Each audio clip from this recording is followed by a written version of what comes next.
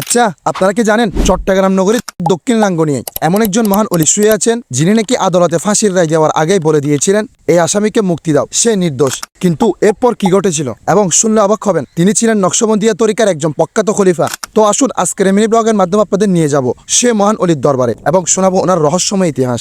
আসসালামু আলাইকুম গাইস, আমি আহমেদ মিনহাজ। তো ঐতিহাসিক মাজারে আসার জন্য আমি প্রথমে বহাদ্দারহাট থেকে চলে আসি কাপ্তাই রাস্তার মাথা, এবং কাপ্তাই রাস্তার মাথা থেকে গোডাউন হয়ে শিলক মর্মের মুখ চলে আসি। এরপর এখান থেকে পৌঁছে যায় সে মহান ওলির দরবারে। তো চলুন এবার ওনার ইতিহাস শুনে আসি।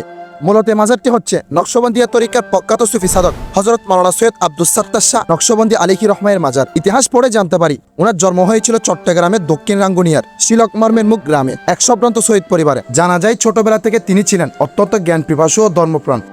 পিতামাতার কাছেই তিনি পবিত্র কোরআন, হাদিস ও শরীয়তের প্রাথমিক শিক্ষা লাভ করেন এবং পরবর্তীতে আরবি, উর্দু ও ফার্সি ভাষায় বিশেষ পারদর্শিতা অর্জন করে চট্টগ্রামের ঐতিহ্যবাহী মহসিনিয়া মাদ্রাসা থেকে তার ইসলামী শিক্ষা জীবন সম্পন্ন করেন। এরপর আপন পীর হযরত হাফেজ আব্দুল হক এহলাবাদী মুহাজিরে মক্কি আলাইহি রহমানের হাতে নকশবন্দিয়া তরিকার বায়াত গ্রহণ করেন এবং খেলাফত লাভ করে নিজ এলাকায় ফিরে তরিকত ইসলাম প্রচারে নিয়োজিত হন।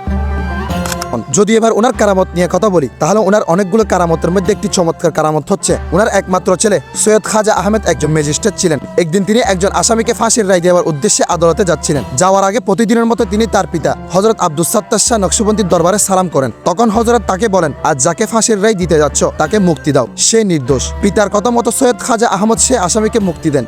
এরপর কয়েকদিন পর প্রকৃত ঘটনা প্রকাশ পায় এবং দেখা যায় আসামিটি সত্যিই নির্দোষ ছিল।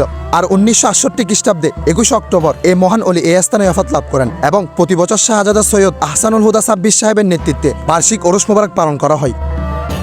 তো গাইস, এ হলো সে মহান ওলির একটু সংক্ষিপ্ত জীবনী। আর আজকের ব্লগটি ভালো লাগলে আমার পেজটি ফলো করবেন। আসসালামু আলাইকুম।